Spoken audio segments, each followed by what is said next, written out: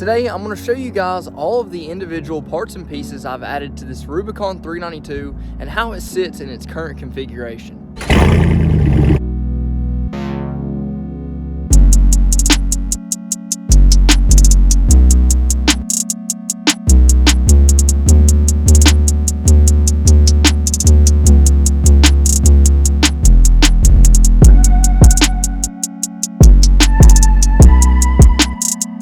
Now, to start with one of the things I get asked about the absolute most, that's going to be the wheels and tires. So for the tires, these are the 38 1550 R20 Mickey Thompson Baja Boss tires. They're absolutely amazing. They grip up extremely well and they actually ride pretty good. Of course, any mud tire you get is going to be kind of loud on the street, but it's not bad at all.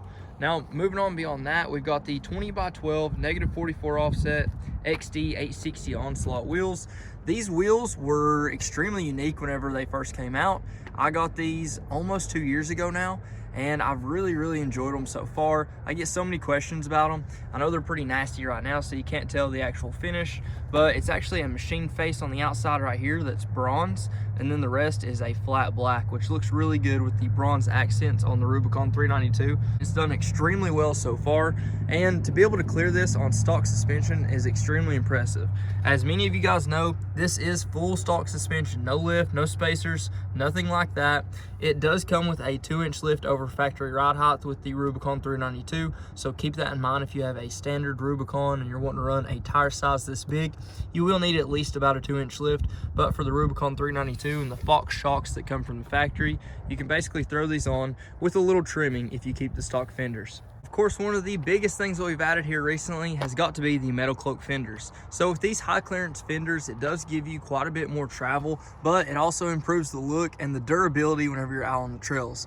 Of course, the plastic fenders were nice because they're a color match, but I absolutely love the black armored fenders. It's the look I've tried to go with on many of my Jeeps in the past, and I didn't want to do anything different with this one. Now, I absolutely love the design of the metal cloak fenders. I also love the way the lights are integrated here, and whenever you look underneath it, we've got the metal cloak inner fender well liners. These actually painted with a rattle can, and the color match came out pretty close, so I was extremely happy with that. You can tell where the tires have rubbed on it just a little bit, ever so slightly, but nothing bad at all, and I really like the design of these. Anything from metal cloak I've been extremely impressed with, and I'm so happy to have it on the Rubicon 392.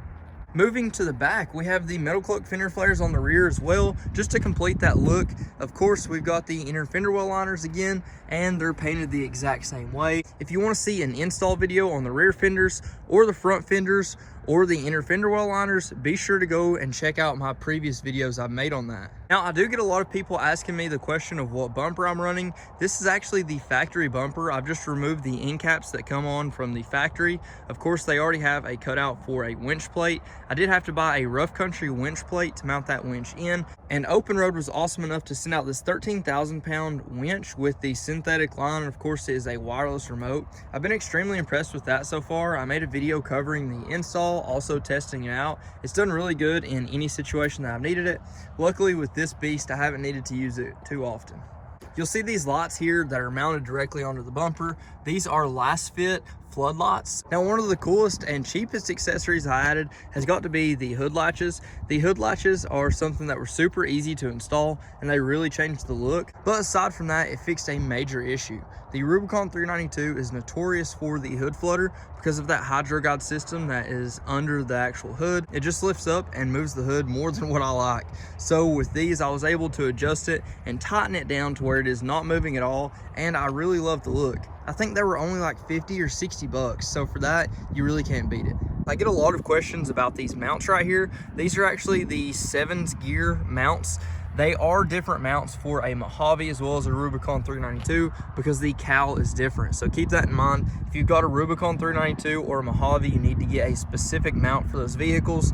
And then these are the Novsight lights. I've covered a lot of their lights in the past. They all do really well. These are the spot beam. So with the spotlights, floodlights, fog lights, and headlights added together, I haven't really had a need to get any more lighting. I know a lot of people like to put light bars on them and stuff like that. I just don't really like the light bars. I don't like the noise that it makes, and I don't really like the look. So I'm gonna try to keep the lights as minimal as possible, but this setup right now works absolutely perfect. Now, something I didn't expect hardly any of you to ask about, it gets asked about the absolute most. This is a little stubby antenna I get from O'Reilly's, so they're like $5. You can just go there and get a stubby antenna. You don't have to worry about that big long one sticking up here and then smacking the Jeep whenever you're going down the trails.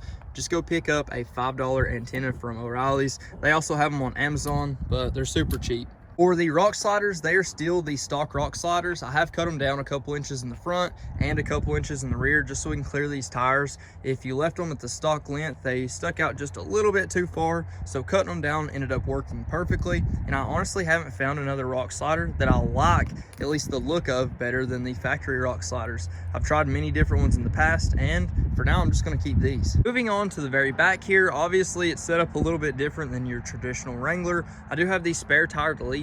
I don't actually remember the brand of this spare tire delete. I got it off Amazon, but it works extremely well. It does have a light there as well. And it's got your camera mount right down here. I like the minimalistic design, but I am looking for a different option here soon. And then we've also got the Oracle taillights here. Now the Oracle taillights look absolutely amazing, and I love that they are a flush fit because I have had the bulky stock taillights in the past rip off on the trails. So with these, you don't really run into any issues. If you get these lights ripped off, you're gonna have more damage than just the light. So I really like that about those. And I have made some modifications to the rear bumper. Basically all of the plastic that comes right there and the extra brace, I had to take all that off, of course, whenever I removed the factory style fenders. So of course I've changed up the exhaust many times. I've covered basically how every different style of exhaust is gonna sound, but on this there is no muffler back here. So for the way I have my exhaust set up, I've actually got it dumping out right here, basically where the front and rear door come together. You can unbolt everything and use the factory tips that are on the back and bolt those up right here. So it's basically coming off the catalytic converters. I do still have the cats, but the sound is really good. I haven't found an aftermarket option that's gonna work or sound any better. And of course, for the front grille, it is a matte front grille. I ordered it like that from the factory, so I get some questions about it, but that is the OEM front grille. Of course, we got the trail camera as well, but that was another factory option. That pretty much covers everything on the outside, so let's jump under the hood. The hoods are extremely heavy on the Rubicon 392, and that is because of that massive hydro guide system. Now, of course, the thing that makes the 392 so cool is that 392 6.4 liter Hemi. Now, it is an awesome powerhouse that comes at about 470 horsepower, 470 foot-pounds of torque, with a really cool intake system that has a full functional hood scoop. You actually have really good water fording capabilities as well with that hydro guide system. It pushes all the water out the back or out that flap. Then you've got your straight cold air intake right into the intake right there. So it's a really good setup. I've had really good luck with everything on-road and off-road so far. But one thing I did change under here is going to be the PCM. So I did get an unlocked PCM with the Diablo Sport Trinity 2 tune and PCM swap. So essentially what that did is it gave me access to a lot of other features and the ability to actually do custom tuning on the Rubicon 392. So I've got some pretty cool tunes from SSI here recently that did really good.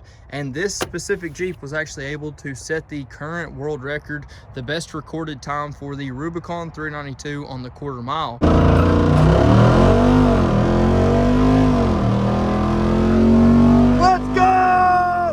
So that was extremely impressive. I did have a different setup of wheels and tires on it at the time, but to get that record was really cool.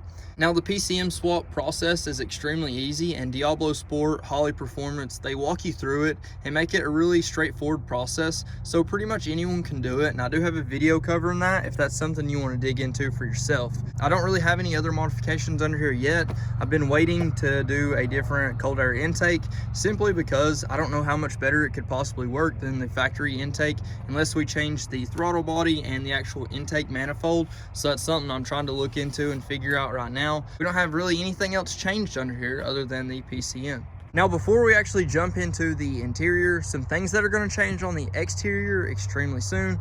We're going to change out the front bumper and get a stubby. Trying to keep the lift kit about the same right now if we can. Wanting to keep that stock suspension so this will fit in the garage until I get a bigger garage anyway. We may get some more body armor that goes right here from Metal Cloak, which would look really good. Gonna change the rear bumper as well, and the spare tire delete. Probably gonna change it up now. That way you can fit your extra gas cans on the back too. That'd be really neat. Don't really need it, but I think it'd look cool. But that's pretty much the only things that are going to change on the outside until we end up doing a bigger lift kit. And then of course we'll be able to do bigger wheels, bigger tires, all that stuff. But for now, it's kind of perfect the way it's set up. I've really enjoyed basically everything about it. I don't have any major complaints. My battery died again the other day because I let it sit for over a week. So I do need to replace the battery. But aside from that, I'm not having any issues with it at all. Now to start off with the back of the interior, we've actually got the Joytus mat in right now. I do usually have a Tuffy enclosure in the back as well, but I took it out here recently just to film the video of the Joytus gun rack, which is absolutely awesome. I love being able to carry an extra rifle in the vehicle at all times. You can mount up 2 different ones. You can mount anything you want. It doesn't have to be guns. So you can mount up a high lift jack. You can mount up your traction boards, whatever you wanted to do, but it is designed to be a gun rack, and I absolutely love that, and I've been extremely impressed with it so far. Haven't had any rattles from this, but if you do have a rattly gun, you're going to get a little bit of a rattle from that. Other than that, can't complain about it one bit. I love it. Now for the back seats, all we've got is the Last Fit floor mats, which work really, really good. I've been super impressed with those. And we've got the Hyuta seat covers. So these seat covers work extremely well. One thing I did forget to mention is with the Oracle taillights, I still can't get the blind spot monitors to work. So if you really do care about having blind spot monitors and how they work, I don't advise getting these, but for me, I just turn off the blind spot monitors. It doesn't really bother me at all. Moving on to the main portion of the interior, it's pretty stock. All I've got that's changed is really just the seat covers in the front as well. It really gives me a lot more confidence whenever I'm off-road, having the top off or whatever the case may be. I don't really worry about the interior. As you can tell, I'll leave this thing pretty beat up. I haven't cleaned it since its last trip off-road, and it gets scarred, beat, abused, scratched up, but that's what I bought it for, so I don't really mind, and it stays really dirty. So having these seat covers, the floor mats, really help preserve the actual Jeep itself. Now, this is the Diablo Sport display for the tune there. It works really, really well, and you are able to do different tunes basically on the fly. It's really convenient, and if you do get any email tunes, you basically just download them to this, then you can go ahead and tune the vehicle. So whenever I got my tunes from SSI, I downloaded them from the computer, from a file into this, and then I just tuned the vehicle. It's super easy. You can't ask for anything better than that. Aside from the Diablo Sport tune, you can see the layout here. It works really well. We've also got the JL Taser Mini. That way I can put it into rear wheel drive to do those awesome burnouts and just have a little bit more adjustability from the stock settings. Well, that pretty much covers everything on the Rubicon 392 and how it's set up right now. I hope that surprised some of you on how little it really takes to have a setup like this. As for all these accessories and modifications that I covered, if I've got links for it, it's going to be down in the description below. So if you want to get something for yourself, go down there and check it out. If you haven't already, please like, comment, subscribe. Let me know what you think. Let me know what you want to see next. But until then, Godspeed.